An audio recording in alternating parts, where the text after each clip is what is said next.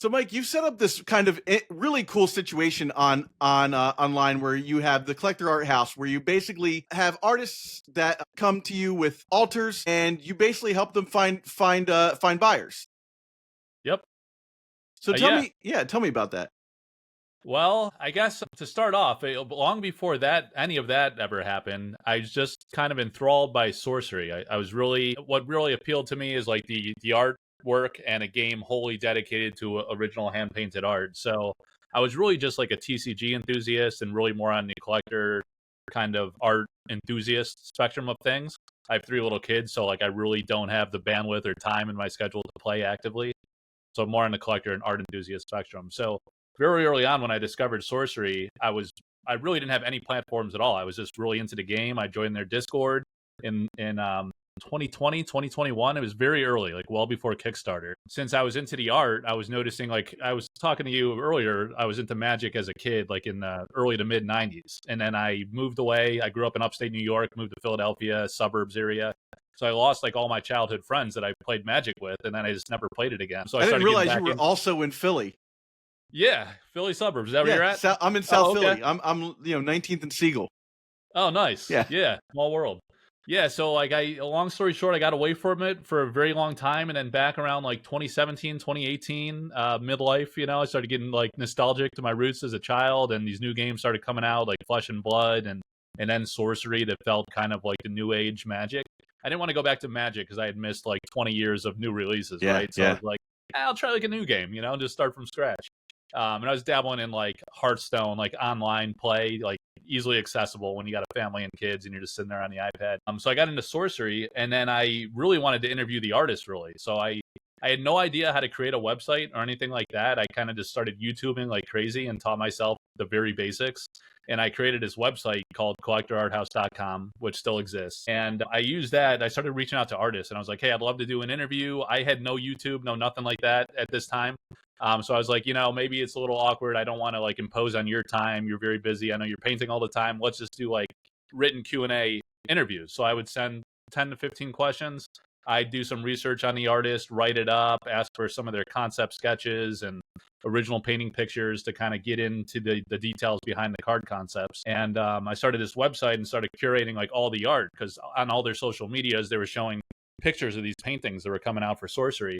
And so I built out this website more and more. And by the time the Kickstarter came out, it was like a pretty robust, curated like art library of both the art from the game and I had probably like 10 artist interviews, all these artist profiles and bios and things. And the creator, Eric Olofsson, really liked the website, and he actually used it in the Kickstarter campaign. Sweet. That's amazing. Yeah. So I built all these connections with artists, and then I grew this Facebook community group, which has about 5,200 people at this point after a few years. So kind of like getting to know the artists, I was finding that a lot of them were in Sorcery. It's a little different, in Magic, there's like these big agents and a lot of them have representation and whatnot. Initially, like I had no thought to really go down that path, right? But I was talking to the artists. A lot of them in Sorcery have never done a TCG before.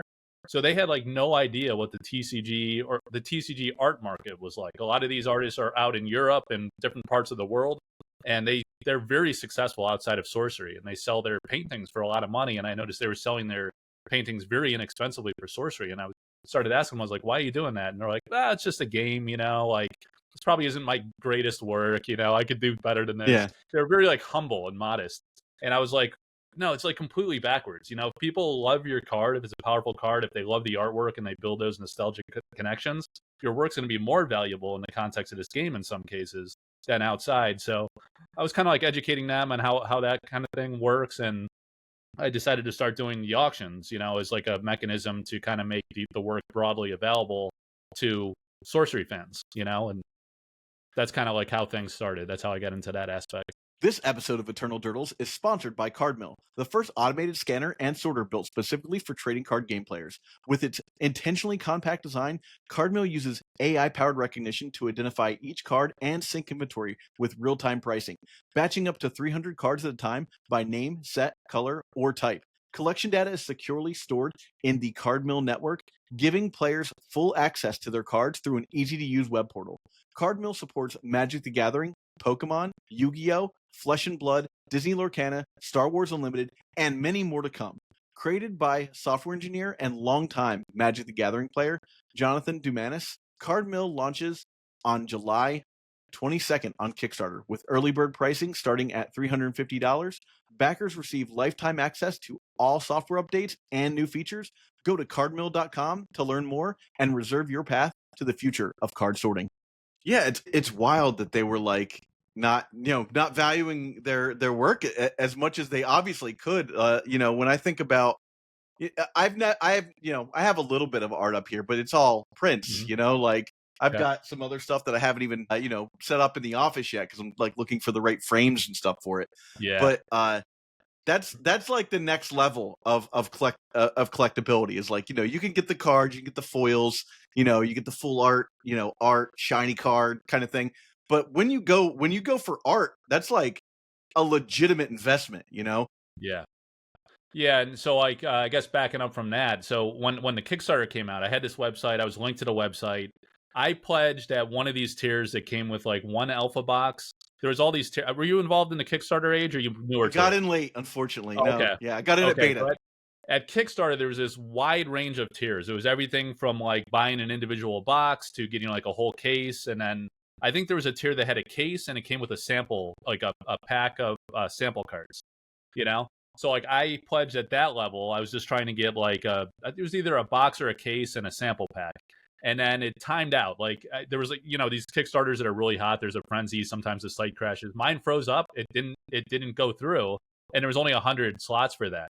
So it didn't happen for me. And then people started talking about this was like my first ever Kickstarter too. It's a really my whole story is very like unconventional and like a lot. It's like a lot of karma. I feel like, or just like dumb luck and happenstance. So people were telling me about this Discord where it would announce if people dropped their pledge. So someone dropped their pledge. There was there was a tier with 4 people could pledge. The top tier was $10,000. And I was like, you know what? When I grew up playing Magic in the early 90s, I had a friend my age, and then he had an older brother that was like a junior or senior in high school. We were in elementary school, I think. And this guy was like the top dog in Magic, winning tournaments. He was opening boxes, cases of cards. This was like in the 90s where like, you didn't see people with boxes, let alone cases. You never even knew if the game was going to go on beyond a couple of years at that point. Yeah. So he had like binders full of the Power Nines, all the high-end cards. And I always envied this guy and looked up to him. So, I had these nostalgic roots. I got away from Magic. I lost all my childhood friends, like I said, just moving out of state. And so as an adult, I was like, this game came up. It felt like Magic to me. And I was like, I'm going all in on this. If someone drops that pledge, I'm just going to YOLO into it. Someone actually dropped it. I got the top pledge. So I was one of the 4 top backers of Kickstarter. Amazing. And it came with this crazy package, like original Elemental Avatar painting. That's one of the 4 originals. That's so sick. And then like the game just kind of blew up, right? And everything was like extremely valuable. So I kind of just through happenstance, like started buying paintings. Wow. Like I was always a card guy too, a card collector. And like I was a print guy too, like you, and I would have never dreamed of owning original paintings from a game. And it just becomes addictive. You end up with a bunch. Yeah. It becomes a whole lifestyle. Yeah, it really does. So, in doing this, you've been able to launch a couple of, because you don't just do the original artist of the card. Some of this is people doing alters and stuff like that aren't necessarily super well-known artists. Yeah. So you're able to like launch a couple careers that way. Yeah, really. Yeah, because I started with just working with the Sorcery artists specifically, like I say, like helping them out because I kind of knew the industry and kind of like understand how like the card market works at least, and then the art market. I started learning more and more, and I found that I could help them in that way. And then I guess like my passion for art really kind of parlayed into, as I got to know the artists, I really started building friendships with them, getting really close with a lot of them, and I wanted to help them as best I could. I started with the website, then I started the Facebook community group. That was more about community building initially, but then I realized I could use the community group and then also a Discord I had built to kind of use it as like an auction platform as well. And it's kind of, so some people are cynical about this and they're like, well, it's a community group. You really shouldn't have auctions on a community group. It's kind of a mixed bag. Marketplace kind of is, kind of isn't. But the thing is that it had grown like so large that I figured like if some people don't like auctions or don't want to participate, don't want to buy art, that's fine. Yeah. The benefit they will get is they get like, especially in Sorcery where we only have once per year releases, they get to discover new art from these artists every single day. because I run an auction 24/7 every day, just one at a time. So these artists that we love, we get to see their work throughout the year. So initially it was sorcery artists, and then I started this, like, as I was investigating, I'm also kind of like a historian of sorcery. So I started researching the backgrounds of like Eric Olofsson, the creator, and how he discovered these artists. And I found that Kaio Kalazans, Elvira Shakarova, and Marta Molina were all big time like magic artists. They built their name through, or altarists, not artists. They weren't commissioned by WotC or Hasbro, but they did altars for Magic. And that's how Eric found them, like in the Magic altars on Facebook groups and things.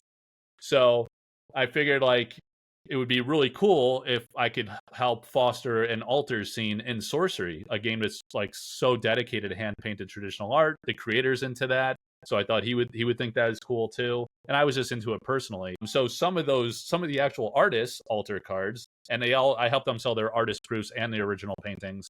And then I started discovering altarists, kind of like Eric did. You know, I would just go on Instagram and browse and discover amazing talent and ask them if they wanted to try going from Magic to Sorcery. That's awesome. A market that's kind of like custom built for pure, true art enthusiasts, right? Yeah. Finding the right high-end cards for legacy, vintage, pre-modern, or old-school Magic can be challenging. That's where friends 3-for-1 trading come in. 3-for-1 Trading is buying all Magic the Gathering singles and entire collections, big and small. They're one of the top trading card game traders, buying way over 1 million Magic cards a year, and they are more than happy to make you an offer on your cards. In addition to sending in your cards, you'll also have the chance to sell and trade them at MagicCon Atlanta, taking place from September 26th to 28th. Huge thanks to 3-for-1 Trading for supporting the Legacy community. Now back to the show. My co-host, I'm bummed I didn't bring on Phil. My co-host is known for having his entire deck altered. He plays Miracles in Legacy, and every card in the deck is altered. He generally just gets it like stretched out to the sides, you know, like he finds an artist that like does it. But like I think he obviously he has relationships with these artists where he's like, oh, you know, like this is the one that would work for me. I should probably have you guys talk because he probably has some people to that would be cool. Introduce you to. Or you guys might know the same people, honestly. Yeah, probably. Also, but yeah, it's the altar thing is it's such an obvious choice for like here's the next group of talented professionals in the art industry. Like they're out there already working. You just need to lift them up, you know? Yeah, that's absolutely right. And like why I was passionate about it is because like there's so much like amazing talent. And it's kind of like the altars industry feels like a little saturated and flooded and diluted. So like I was finding a lot, just like in Sorcery with these artists that have never done TCGs before, I feel like a lot of the altarists tend to devalue their own work or sell it like super. I was like, it's a classic. I mean, I'm a former photographer. You know, it's one of the things we have to like. We always have to talk to like students about is like, don't drop your price just because you don't think you're worth it. You are like you just have to, you know, and you know, it's an important part of the like learning curve of art, being an artist too. For sure. Yep. And I find that like everything is supply and demand in like all markets, right? So a lot of the challenge is just visibility. You know, like when you're out on Instagram just winging it, or your own website or one of these Facebook groups or something, you're kind of like one in many dozens or even hundreds, thousands of artists, right? So you don't stand out. So where I figured I could offer value to these artists is I have the website. At this point, I had the YouTube channel. I had the Sorcery Facebook group. I actually have several Facebook groups. Like, you know, like some like agents, I don't really consider myself an agent, but I guess I kind of am in some ways, you know, I help the artists directly in that capacity. So some like representatives of artists are just very transactional and they just try to like sell in volume, like very quickly, churn as much as they can, right? They're not as concerned with all of I also consider myself like a content creator with the website. I don't sell anything through the website. It's pure Sorcery content, exploring the history. I'm doing the artist interviews, showcasing the artists. So like across all my platforms, I have a unique situation where I have a large audience and large communities across Discord, Instagram, Facebook. Some people hate Facebook. Some people hate Discord and vice versa. Yep. You know? So I have both, and I can reach like a large market and say like, look at this artist, look at their work, and really showcase who they are as people through the interviews. Sometimes they'll come on YouTube. Sometimes it's written on the website, and just kind of showcase their work, create visibility. And I'm finding like a lot of Sorcery fans are really hardcore art enthusiasts or players and art enthusiasts. And like your buddy, they like to play with those painted cards. It's like it takes things to another level. Yeah, it's one of the things about this game too, is like the pitch for this game was like only real art, you know, like only only hand painted art, you know, and there are people that are in it just to jam. Like I was recently lucky enough to like win a Cornerstone event. Congrats. I saw that. I like to game, you know, but Yeah. I think, that for me, that's not all of it, but for a lot of people, there's people who play the game for a lot of different reasons, right? You have people who play to be the best, everyone has like an Ash Ketchum in their in their friend group, right? Then you have people who just enjoy something a little bit different than Magic. Having a slower release pace is something that a lot of people really like, to not have to be constantly like keeping up with the FOMO of, oh, there's a new set. We never end. A spoiler season just always continues, And with Sorcery, you get something that's a little bit slower, but you get to see this beautiful art from these artists that you could physically own. Like I think that's a huge draw to the game. Yeah, it really is. And like sometimes, like since I'm so hardcore into the art, people typecast me as like only an art guy, or like, there's sometimes this toxicity between player and collector type. And art is like a subcategory of collecting. Really, you're collecting paintings, prints, the art, instead of I collect cards too to some extent, but I really actually like the art more than the cards. It's kind of unique in that way. But I'd love to be playing the game. I actually have played the game, and I thought it was like amazingly fun and deep with the three-dimensional grid-based design aspects to it. I just like I said, with my family situation, I got these little kids. I can't dedicate the time to doing that and doing all the other things I do. So at this stage of my life, I can't really enjoy the project in that way. But I have like a lot of respect for the players, and I've come to find that like I can connect with them because they also love the art. Some don't buy paintings or altars or anything like that, but they have a true appreciation for the art, and they think it enhances their experience with the game, which I think is awesome. And yeah, like you say, Sorcery is very unique in that way. I can't think of really any game that is wholly dedicated to hand painted traditional. There's not most one, are doing at least a mix of digital and traditional. So when you talk about like Magic, they kind of left that in the dust years and years ago. Yeah, it's mixed. As technology increases, people could put things on their computer and actually draw and stuff like that on their computer. Sure, that's the way. That's the way of the industry. But it loses a little bit of soul. I think some of the art is ostensibly very beautiful, like very well done.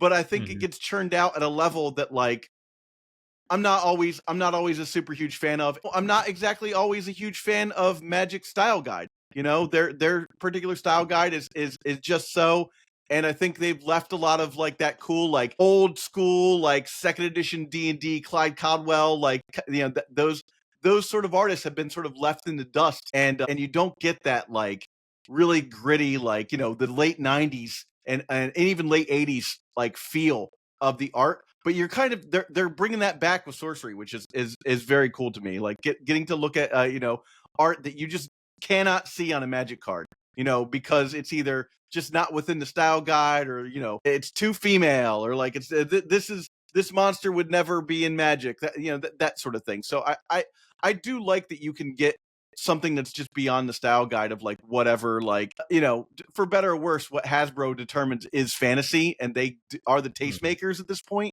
So you have to you're kind of stuck with that that style. So it's nice to see something. It's refreshing to see something other than that.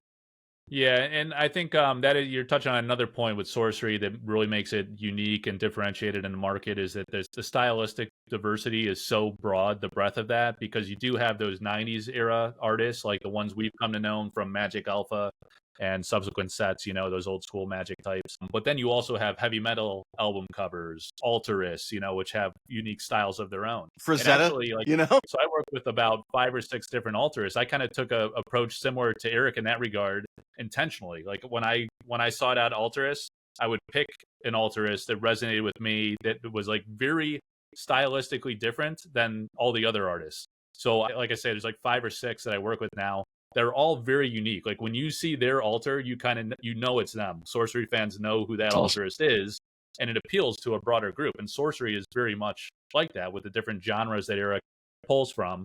Even though there's kind of like some level of continuity, it's still mixed. And then also with like the relationships I've had with artists, I get a lot of insight into their process that Eric goes about with them, with giving them art direction. And it's like, so when I work with the alters, I never give them an idea. And like some people love to commission artists and they think like I'm getting in the way of that. It's not it at all. Like if people want to commission the artist, that's great. And a lot of the artists I work with do commissions, and they both sorcery artists and alterists. And they also want to auction, and kind of leverage benefits. But like in my view, I don't like, as a person that's representing their work and selling their work, I never tell them what to do on an artist proof or an altar, because they are stylistically unique, because they are the creative genius, not me. Yeah. I'm just a conduit, like I want to see what they come up with. And I won't even like, when I collect myself, I don't commission the artist. I just say like, you choose, or like I'm going to buy like whatever design they came up with if a piece resonates with me. But with altars similarly too, the beauty of it is it's their style, it's their vision. That's why we love them as artists, right? If we change it to our own thing, then it's our own thing. It's not them anymore, right? Yeah, I was watching there was just a new documentary for like the early days of Magic called Igniting the Spark that kind of went over the early days, and Jesper Meifres was the original art director, and he was talking about how when he went to choose artists, he was like, I specifically I wanted artists from all over the spectrum, from like there would be no one particular style that would be, just like mine, or like just this particular kind of fantasy. And he chose people from all over the spectrum of art. And I think that is, it's one, very forward thinking as far as the longevity of the game is concerned. I think that they did a good job with that. And it's something I think Eric was smart in doing as well. And it's also just like incredibly humble to be like, I'm an artist and I don't want everything to just look like mine, like I don't know how good I would be at that myself coming from that angle, Yeah, you touched on some interesting points there too, because like it was very interesting, the dynamic of Sorcery in the early days when they first set up the Discord, because Eric was very active on Discord. He was trying to it was only him really. He had a co-founder, Nick Reynolds. He didn't have any employees at that point, so he was like the person that was customer facing, or like just kind of public facing, right? So he was on there every day talking with us in Discord. We were getting a lot of insight into his approach. And he was talking about, like how he identifies artists, how he was trying to go for that throwback type of vibe and have a lot of diversity in the game. He's very into heavy metal scene. And also how he drew inspiration from all those games that he grew up with in the 90s. He's like, I'm in my early to mid 40s. I think he's pretty close in age by a year or two. So he kind of grew up in that same time frame, kind of connected on that level, just kind of talking in the Discord.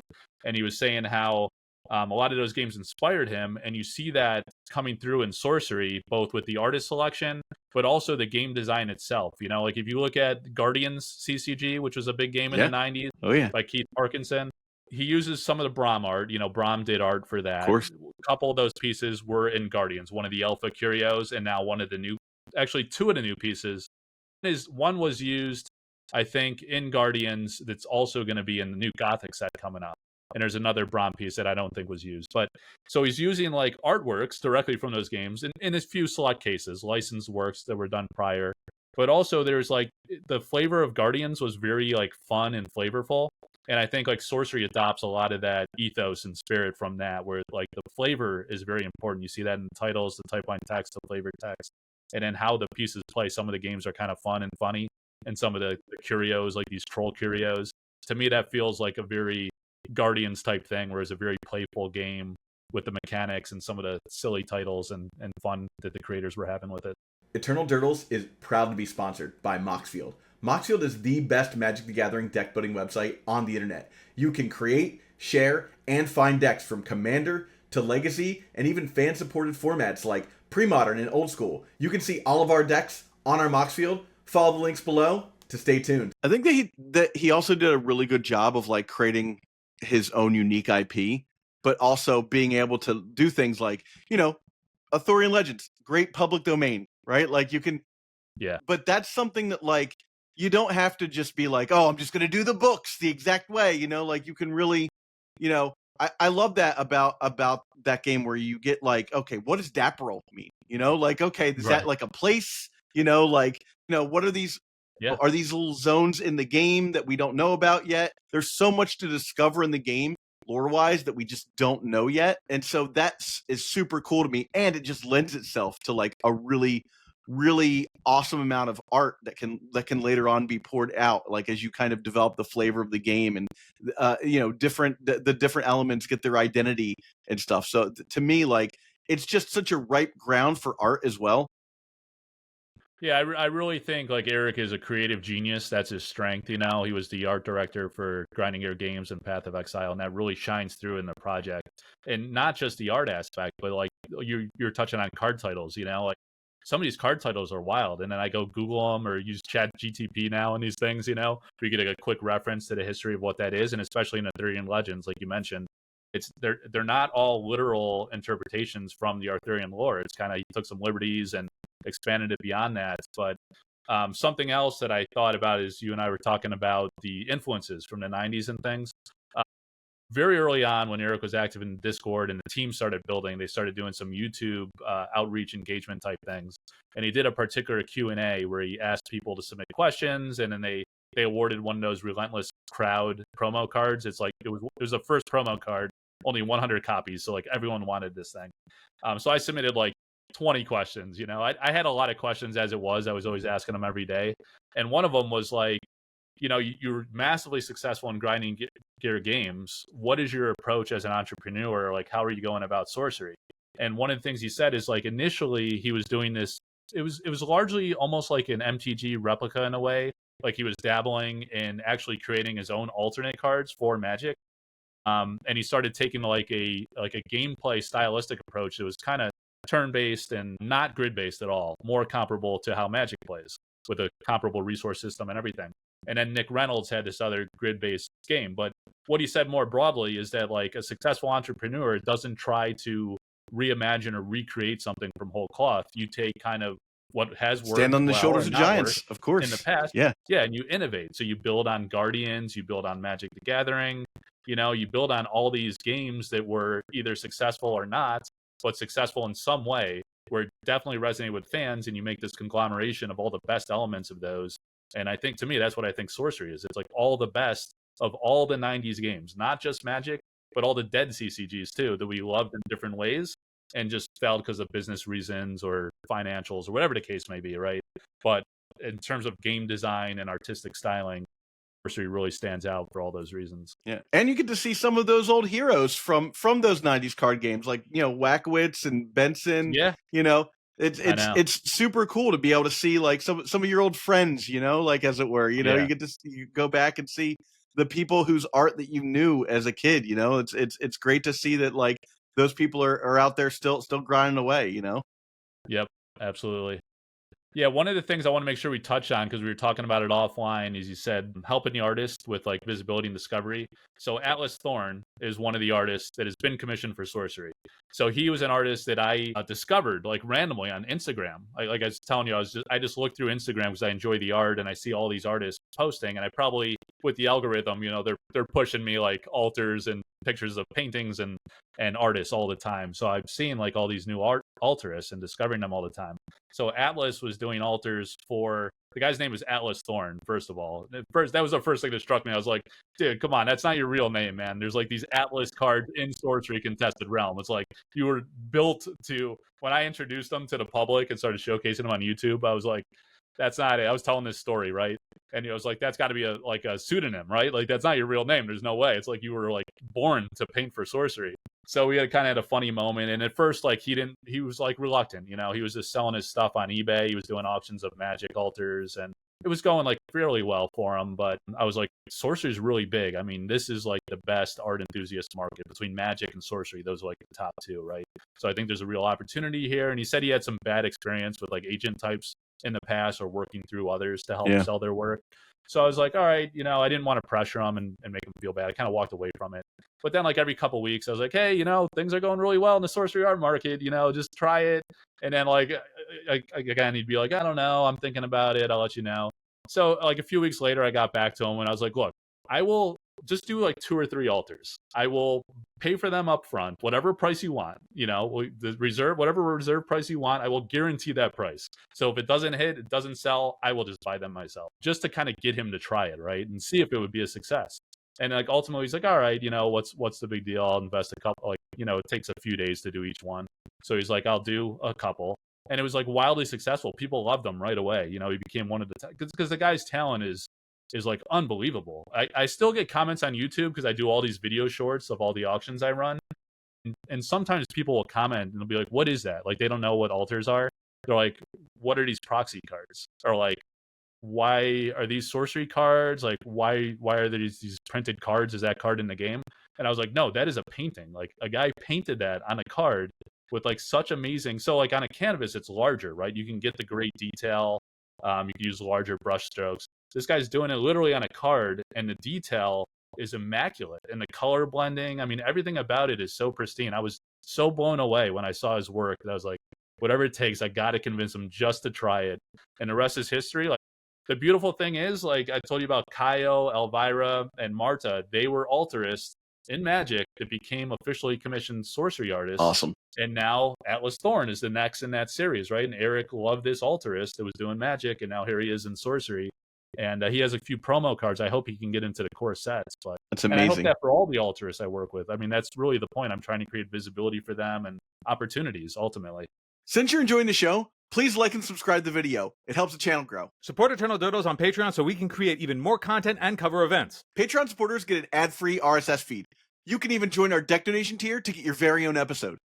Join the Doodle Maniacs at patreon.com/eternaldoodles. Now back to the show. That's part of the point of this like series I'm doing with the art series is like, you know, giving you know people who are trying to break into the industry sort of a roadmap to try and help them figure out like, oh, how do you get in? You know, like for a lot, I think a lot of people, you know, especially like right out of school or whatnot, they're like, what's the next step? Like I've got my degree, I can draw, but like how do I, you know, who do I contact? You know, how do I, you know, and I think a lot of times, you know, some artists get completely unnoticed and maybe even stop because they don't know what the next step is. And I think, you know, one of the things I'm trying to do is like give them sort of a roadmap, like here it is, you know, go this way or that way. And what better way to do that is by, you know, talking to people like you in the industry that know, you know, hey, this is the next step, or talking to other artists and saying like, how did you get in? You know, how'd that happen? And you know, 9 times out of 10, people are more than willing to be like, here's how it's done. You know, like there's plenty of bread in this basket. Everyone should be able to take a bite, you know? Yeah, it's really getting that breakthrough in visibility, in my opinion. And it's hard because like a lot of these artists will go to shows like the AluxCon show up in Pennsylvania. I try to go to that every year. And there's a lot of artists there, right? Or like a lot of artists will just submit their portfolios broadly to all types of creators and stuff. And if their style fits the vision of the creator, then great. Sometimes it works out. But other times, like Sorcery, Eric's getting inundated by artists constantly. So he has the pick of the litter, and it's like it's very competitive. It's very hard to break through. So I think in the TCG area, going the altars route is great because you have a built-in audience across the Magic Facebook groups, the Sorcery Facebook groups, the Discords. People like myself and others that you've been talking to will show that to a loving audience, and people resonate with it. That gets the attention of the creators. Oftentimes the creators are in the Facebook groups, like Eric's in the groups and stuff. So he sees these artists too. He saw Atlas. He thought it would fit and work, and Atlas reached out to him, and they made it happen. So that's the TCG market. In the broader market, I don't know. That's harder. Like I was talking a lot with Ed Beer Jr. Yeah. I got close to him through Sorcery and his Dragon Lord mini sets, like a smash success now. He was telling me he was part of like Magic in early days. He did those Elder Dragons for Legends. And then like many of those early artists that are now in Sorcery, they left, they were either forced out of working with Magic or they chose to leave, right? So he has not been in TCGs since I think maybe the early 2000s, something like that.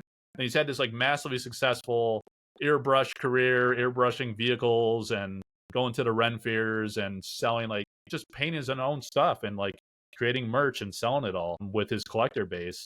But he had an established collector base and he was able to parlay it into that. How you break into that just out of the blue? I guess like I'm a little long-winded here, but one artist, Brian Smith, is a hugely popular artist. He did the Pudge Butcher and some of the big cards in Sorcery, some of the darker stuff from Alpha. He wasn't in Arthurian Legends, so probably people coming in new or just discovering him. But he was a guy that was like not part of, he had never done a TCG before, and he was just painting his own stuff and selling it.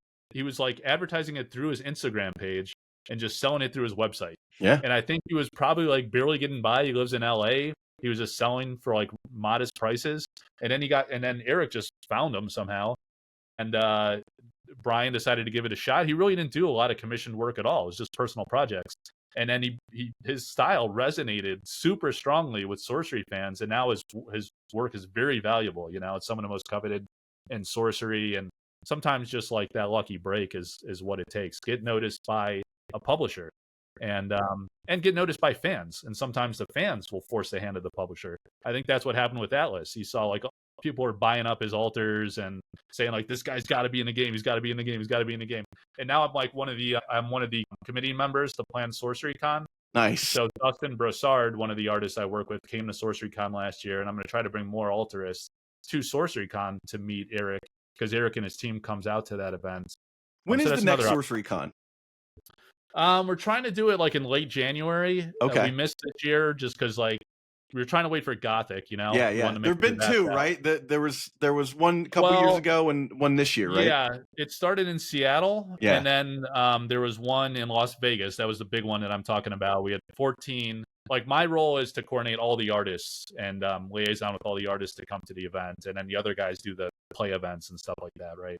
So I had 14 Sorcery artists, and then Dustin Brossard was the 15th. And Ed Bear Jr. was at the SEMA car show, so he was able to pop in one of the nights. So we're trying to do something similar, have a ton of artists, do it maybe like after the new year, maybe late January, thereabouts. But we're still like looking into venues. We're having a hard time trying to find a venue that's available and affordable. Yeah. Because at this nascent aspect of Sorcery, you draw, we had maybe 450, upwards of 500 people. It's really hard to break even when you have a massive venue. We need stuff Vegas. On the East Coast, man. We need stuff on the East Coast. We actually are, because we were West Coast last time. We'd love to try to find like an East Coast or one in the middle states, to try to cast a wide net. There's always the Greater Philadelphia Convention Center. It's on the list. We'll look into that's a possibility. I know that the Philadelphia Convention Center in Center City is super expensive, and you got to deal with Fern, which is a whole thing. The union there is makes it even more expensive. There's some casinos and stuff up that way now. My sister-in-law works at Parks Casino up there. I wonder if they have a big convention hall. I should ask her. She'd probably hook us up with a good price, maybe. I bet you could so there's the Valley Forge Convention Center. Now we're getting to planning here. Right. But the Valley Forge Convention Center, I know SEG does that. So they haven't done it for like a year now. But I know the SEG and Sorcery are a thing now, so that's also a possibility. To get back to the art part. Yeah, I think one of the great things about what you're doing is you're laying the groundwork for people that don't necessarily already have like a giant Instagram following or like this big social media presence, or even people that know about their art, period, right? Like that was a big thing, as a photographer when I was coming up, like as Instagram became a thing, you had to like really hustle on Instagram to like just show people that like it was weddings, like I could shoot a wedding, like it's like I hated the whole like going to an interview like every time I had to get money. It was the worst for me. But like beyond that it felt fake to me, because I like to take photos. That was my thing. Promoting myself felt like extra work that I didn't want to do. It's a lot of work, and I think that a lot of artists feel that way. They're like, I don't want to do all that. I want to draw. I want to do what I like to do. I don't want to have to learn another skill set so that I can become and I think that what you're offering is a chance to kind of offload that work onto a pathway that's already tread, Yeah, no, I'm glad you brought that up. It's a key point, because like that's how I see the value too. It's one, the visibility that I talked about a lot, but the other is the convenience. A lot of these artists, and some people again, like they're like, "Oh, Mike, you're making me unable to commission some of these artists." And I was like, "No, like again, like some of them are happy to do commissions, some do not want to do that at all, because they feel pressure to deliver on like your idea.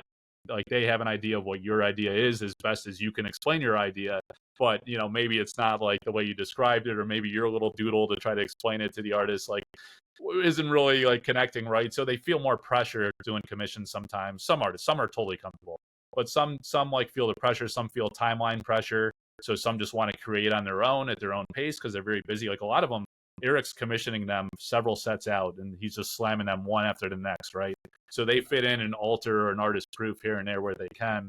And then others just like they don't know how to price their work, or they feel very awkward like asking for money for their work. So they rather just, for convenience purposes and all those matters, work through somebody else. So like a lot of you talked about like the up and coming artists that need that visibility.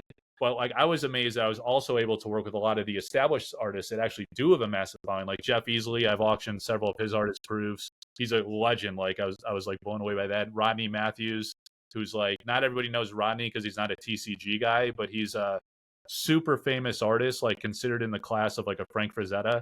He's publishing these books where I have a book on the shelf here. It's like top 10. His wife actually told me about it. She was like, we were so honored. Like Rodney was mentioned in like the top 10 fantasy artists of all time or something like, or like of this century. And it was Frank Frazetta. It was like Rodney Matthews, Boris Vallejo, like these big iconic artists.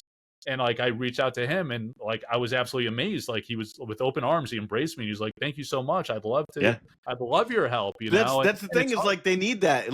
Yeah. People just want to be able to do the work, you know, and to not have to focus on many artists are not business people. Let's just put it right there, you know, like just put it right on the pavement, you know, many artists are not business people. So having someone to do that lift for them is a huge benefit.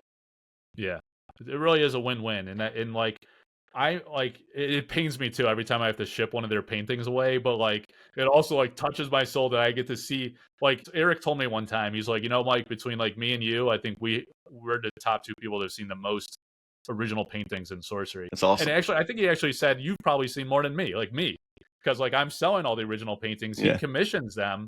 He doesn't like they get scanned and stuff. Yeah, of course. Yeah, the beauty is like the Sorcery artists own their own IP. Yeah, that's beautiful. He buys a ton of paintings himself as well. But like I have so many come through because I have them ship it to me so I could videotape it, you know, photograph it, put it like advertise across all my socials. But I get to see all these paintings, which is like incredible. Like I'm so like blessed like to have that aspect of it. And so I'm like very intrinsically motivated to help them, and then also feel like really excited to see their works firsthand. Even though it pains me to ship them away. Like I want to buy all of them, you know? All right. 2 final questions. 1, behind your shoulder, is that a Catherian mechanism? Yeah, that's the original Keith era. That's so sick. Yeah, man. One of my favorite pieces. It was one. So Eric revealed that in the Discord well before Alpha came out. We had no idea. Actually, he showed the initial design concept for the card. I didn't care because like I wasn't playing the game really. I was just into the art. I saw like the artwork on the card and I was like, oh my God, that is incredible. And at that time, I was like getting to know Severin. Severin was actually the artist for that one and for the Elemental Avatar. So at that time, she had no idea that I top backed the Kickstarter. So she had no idea I had that Elemental Avatar painting. It was actually a different one I ended up trading because I really wanted this one. But the way the Kickstarter worked, it was based on like the order of your pledge. So since I like the top pledges sold out instantly, but then since someone dropped it, I was like last in the queue to pick.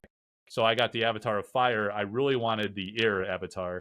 So I ended up getting that eventually. Long story short, when Alpha came out, I had all these relationships with the artists from doing all the interviews. I don't know if you've seen this video, but it's like my most proud moment on YouTube. And again, like I had no YouTube channel. I grew everything from nothing, no website, no Facebook group, no YouTube channel. It's very small. Links below. Yeah, thanks. Yeah, so I was just starting up, right? But I had these artist connections and I was very friendly with all of them. And I don't think I was even like helping them sell their work just yet. But I told them like, I want to have a big splash event for Sorcery's Alpha debut. And I think it was like 15 to 20 of the Alpha artists. They all came on one after the next, like a cameo appearance in a live show that I did. It was like 2 hours long. So I had a box of Alpha that the company graciously sent me because I was like, you know, an early adopter and everything. And I don't think I told the company what I was going to do either. I didn't tell any of the fans. So it was all surprised. I was like, hey guys, I'm going to be the first to open an Alpha box and I'm not going to like, it's going to be big. Like you guys have no idea what the concept's going to be. It's going to be like pretty different and unique though. So I opened the show with Drew Tucker, you know, the legend from Magic Gathering Alpha. Yeah. It was like all these big time artists from Magic and then all these new artists that we come to love. And when Severin came on, I showed her that painting and I was like, hey, you know, like you're one of the first artists I connected with. I went all in pledging this Kickstarter because I love your work and I believe in you.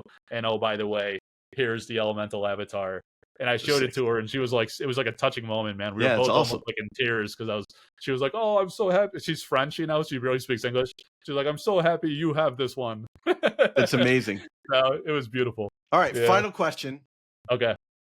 And I think you may have already answered it, but what's your favorite piece that you own?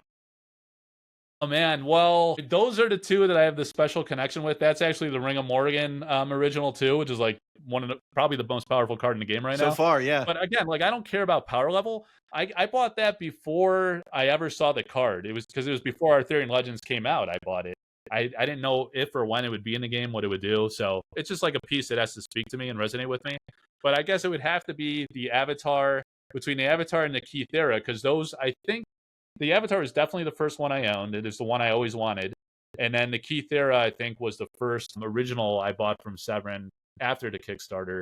And like I remember it like it was yesterday. Eric revealed the card in Discord. I contacted Severin immediately, and I was like, please tell me you still have that painting. It looks amazing. And she did, and I bought it immediately.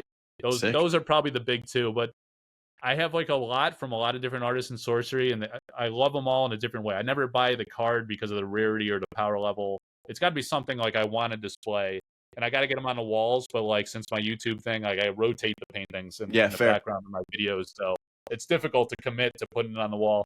Well, Mike, it's been a pleasure having you on, man. I really appreciate you taking the time to talk to us about Collector Arthouse, man. Thank you. No, I really appreciate you reaching out, and I'm really excited about your artist series, by the way. I want to see all the videos, so I will definitely be following and hitting the notifications on your channel to make sure I don't miss any of those. Awesome. Thanks. So thank you very much. Yeah. All right. Well, thank you everybody for watching, and we'll catch you on the next one. Take care. Hey, if you enjoyed this episode, hit the subscribe button. You can also support us on patreon.com/eternaldurdles, which now offers the new Deck Donation tier. I'll play literally whatever you want. So brew your spiciest or stock us up with a stock list. I'll literally play whatever you want.